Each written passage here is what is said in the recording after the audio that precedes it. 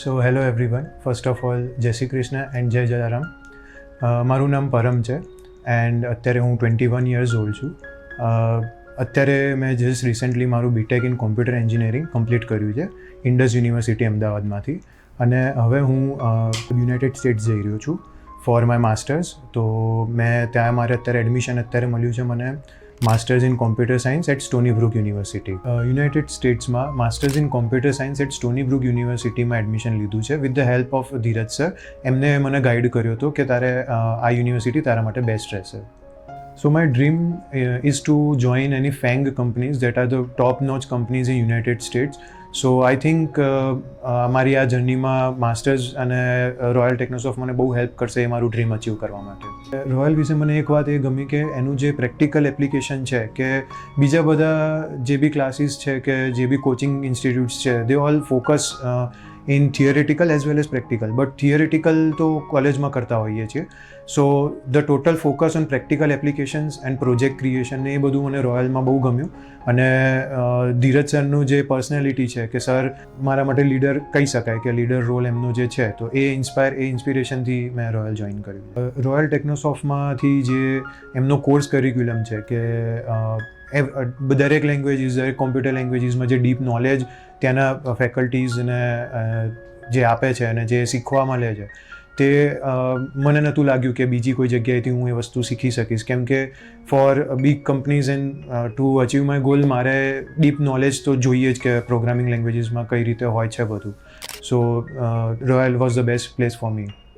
Course selection વખતે મારે એક ડાઉટ હતો કે હું કોમ્પ્યુટર સાયન્સમાં જાઉં કે સ્પેસિફિક એઆઈમાં જાઉં. તો આના રિગાર્ડિંગ મેં ધીરજ સરને વાત કરી અને એમને મને સજેસ્ટ કર્યું કે better to go to computer science, just because કે મને એ એક તો મારા પ્રોફાઇલમાં મેચ થાય છે, મને એ અવેલેબિલિટી છે એની મને મળી રહ્યું છે. તો લાઈક ફ્યુચરમાં મારા માટે બહુ બધા રસ્તા ખુલ્લા રહેશે. ઓલ્સો ધીરજ સરે મને જે આપણા રોયલના જે સ્ટુડન્ટ્સ છે જે ઓલરેડી ત્યાં યુએસ ગયા છે એમના જોડે રેફર કરાયો, સો દેટ કે હું એમના જોડે બી કોન્ટેક્ટ કરીને થોડું નોલેજ લઈ શકું.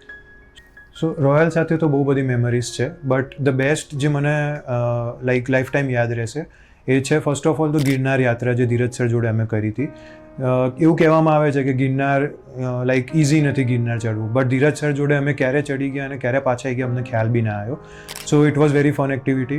ઓલ્સો અધર દેન ધીસ, જ્યારે હું રોયલ જોઈન કર્યો ત્યારે ખાસા બૂટ કેમ્પ્સ ને એ બધું થતું હતું. તો એમાં as a question solver, problem solver રીતે હું જોઈન થયો ઇન જાવા બૂટ કેમ્પ, અને મેં ખાસા સ્ટુડન્ટ્સના પ્રોબ્લેમ બી સોલ્વ કર્યા, જેથી મારું બી કન્સેપ્ટ ક્લિયર થયા.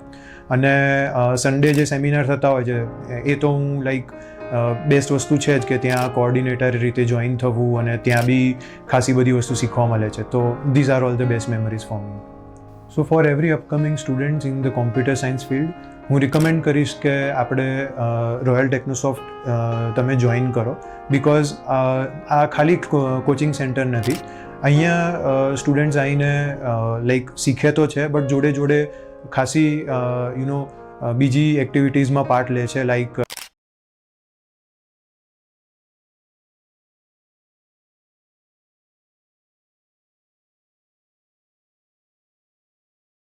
અહીંયા ફન એક્ટિવિટીઝ બી ખાસી થતી હોય છે, ખાસા બૂટ કેમ્પ્સ હોય છે. ધ બેસ્ટ પાર્ટ એનું રોયલનું ઇન્ફ્રાસ્ટ્રક્ચર, લાઈક જે ટીટી ટેબલ છે ત્યાં મેં બહુ રમી છે ગેમ્સ મારા ફ્રેન્ડ્સ જોડે, અને જોડે જોડે ખાસું શીખ્યા બી છીએ અમે ત્યાં. So it's like full package કે લાઈક તમે બોર બી ના થાઓ એન્ડ લાઈક તમે ડિસ્ટ્રેક્ટ બી ના થાઓ વધારે. તો ઇટ્સ ધ પરફેક્ટ વે. જય જલારામ. એકચ્યુઅલી દરેક પેરેન્ટ્સનો એક પ્રશ્ન હોય જ છે કે જ્યારે સ્ટુડન્ટ 12th સાયન્સ પાસ કરે ત્યારે કઈ કોલેજમાં એડમિશન લેવું. એ સ્ટુડન્ટ બી એટલું રિસર્ચ કરતા હોય છે અને પેરેન્ટ્સ બી સાથે કરતા હોય છે. એટલે અમારે બી સેમ એ વસ્તુ જ થઈ હતી. અમે જ્યારે એ વસ્તુ એનું રિઝલ્ટ આવ્યું ત્યારે એક ન્યૂઝપેપરમાં ધીરજ સરની એડવર્ટાઇઝ જોઈ હતી. ત્યારે મને લાગ્યું કે એક વખત ફોન તો કરી જોઉં. એ વખતે અમારા બહુ બધા સવાલો હતા, એટલે પછી ફોન કર્યો. ત્યારે ધીરજ સરે ત્યારે સેમિનાર જે ચાલતા હતા એમાં અમને કીધું કે તમે અટેન્ડ કરો. સેમિનાર એટેન્ડ કર્યા. એ પહેલાંની વાત કરું તો જ્યારે અમે ફોન કરીએ ત્યારે દરેક પેરેન્ટ્સનો એક જ સવાલ હોય છે કે કઈ યુનિવર્સિટીમાં જવું, કઈ કોલેજમાં જવું, ગવર્મેન્ટ કોલેજમાં જવું, પ્રાઇવેટ યુનિવર્સિટીમાં જવું. તો એ દરેકને એકદમ સચોટ એકદમ ક્લિયર આન્સર આપતા હતા. એટલે અમે પછી એક વખત રોયલ વિઝિટ કરવાનું વિચાર્યું. રોયલ વિઝિટ કરી એટલે અમારો કોન્ફિડન્સ એકદમ વધી ગયો અને એકદમ બધા ડાઉટ્સ ક્લિયર થઈ ગયા. પછી બી એક વખત 2-3 વખત વિઝિટ કરી. એમાં ધીરજ સરે કીધું કે તમે ખાલી પરમને રોયલમાં મૂકી દો, પછી કે તમારે ચિંતા કરવાની જરૂર નથી. એ ટાઈમમાં અમારો એકદમ કોન્ફિડન્સ વધી ગયો અને એ પછી રોયલમાં એડમિશન લીધું અને એ જે ડિસિઝન હતું એકદમ પરફેક્ટ હતું. બરાબર. આપણે સ્કૂલોમાં દરેક વખતે શીખવાડવામાં આવે છે ગુરુ દેવો ભવે, પણ એકચ્યુઅલી ગુરુ કેવા હોવા જોઈએ એ આપણને ખબર નથી. ખાલી એટલું જ શીખવામાં આવે છે ગુરુ દેવો ભવે, પણ એકચ્યુઅલી ગુરુ કેવા હોવા જોઈએ એ એનું સચોટ ઉદાહરણ પૂરું પાડે છે ધીરજ સર. પૃથ્વી ગુરુ તો આપણા ઘણા હોય છે, આપણા જે મંદિરમાં જે કે ગમે તે જે, પણ જે કેરિયર ગુરુની વાત કરીએ તો કેરિયર ગુરુ માટે ધીરજ સર એકદમ બેસ્ટ છે. કેરિયર ગુરુ દરેક સ્ટુડન્ટને જરૂરી છે અને એ હોવા જોઈએ. અને ધીરજ સરની વાત કરું તો એ દરેક છોકરાઓને 1-to-1 એ કાઉન્સેલિંગ કરે છે. 1-to-1 દરેક ક્વેશ્ચનનો આન્સર મળે છે. હું જેટલી વખત રોયલમાં જઉં છું એટલી વખત એમની આજુબાજુ છોકરા સ્ટુડન્ટ જ હોય છે. એમના દરેક પ્રોગ્રામનું મેનેજમેન્ટ સ્ટુડન્ટ જ કરે છે. એક આખી બાય પ્રોડક્ટ છે કે તમને પ્રોગ્રામિંગ લેંગ્વેજ શીખવા તો મળે જ છે, પણ એની સાથે જે બીજા સેલ્ફ ડેવલપમેન્ટ થાય છે એ લાઈફમાં બહુ કામમાં આવવાની છે. જ્યારે ધીરજ સર હતા એ એમને એજ્યુકેશનની સાથે સાથે ધાર્મિક બાબતો કે જે ભક્તિમય વાતાવરણ ઊભું કરે એવી રીતે બાળકોને થોડુંક જ્ઞાન આપતા ગયા. જ્યારે પરમ પહેલાં કેવું એને ધાર્મિક કે કંઈ ભક્તિનું ભાવ હોય તો એ જલ્દી કંઈ આમ રસ નહોતો લેતો, પણ જ્યારથી એને ભક્તિ વિશે ત્યાં સરને થોડું ઘણું જ્ઞાન આપ્યું, એમને જે રચ્યા પચ્યા રાખ્યા, ત્યારથી ઘરે પણ સવારમાં ઉઠીને પછી ભક્તિનું થોડુંક પૂજાપાઠ પણ કરતો થઈ ગયો. અને બીજા બાળકો પણ આવી રીતે ત્યાં પ્રયત્નો કરે છે. અને બીજું કે ગૌશાળામાં જાય છે અને જે ગાયોને દાન આપવાનું છે એ પણ એનો ઉત્સાહ જાગ્યો કે આજે નહીં આપણે પણ ફરી કે સરના સિવાય એમને ગયો હોય તો બી કે ના થોડુંક દાન કરવું જોઈએ, તો દાન પાછળ બી એનો થોડો રસ જાગી ગયો છે. પરમની મને યાદ છે આજથી 4 વર્ષ પહેલાં મેં ઇન્ક્વાયરી હેન્ડલ કરી. સૌથી સ્ટ્રિક્ટ પેરેન્ટ્સ એના ફાધર એન્ટર થયા. કોણ છે અહીંયાનું ઓનર, મને સમજાવો જરા કેવી રીતે ચાલે છે બધું, કઈ રીતે શું કરવાનું. મેં કીધું મરી ગયા, ઇન્કમ ટેક્સની રેડ પડી લાગે છે. અને મને મજા આવી ગઈ ઇન્ક્વાયરી હેન્ડલ કરવા. એટલે મેં જનરલી જ્યારે બી કોઈ બી વ્યક્તિ આમ એક લેવલ એટીટ્યૂડ મસ્તથી આવે એટલે હું સૌથી પહેલાં એક જ કામ કરું, વિષ્ણુભાઈ ચા લાવો ને. અને અમે બધી ચા પીધી અને પછી મેં એમને સમજાવ્યું. સૌથી પહેલાં જય જલારામ કીધું અને બધી વસ્તુઓ સમજાવી અને એમને ઓન ધ સ્પોટ ડિસિઝન લીધું કે પરમ ભલે આઈ થિંક સો નરોડા રહું છું અને ઘણા લોકો નરોડા નિકોલથી એડમિશન કરાવવા આવે એટલે કે સર ત્યાંથી કેવી રીતે પહોંચશું.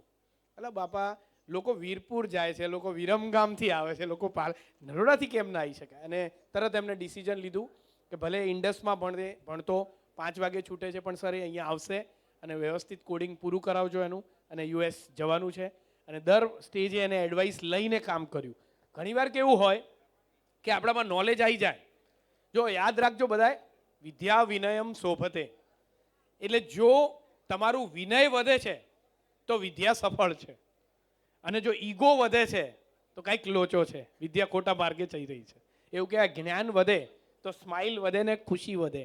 આજકાલનું જ્ઞાન વધે, લોકો સ્ટ્રેસ થઈ જાય, સર ખાલી 99 જ આવ્યા છે. એટલે 100માંથી 99 મારા 70 હતા બાપા. તું ખુશ થા, રાઈટ? આટલા પૈસા ભરીને ભણે છે, તું ખુશ થા. તો thank you very much Param four coming. Yeah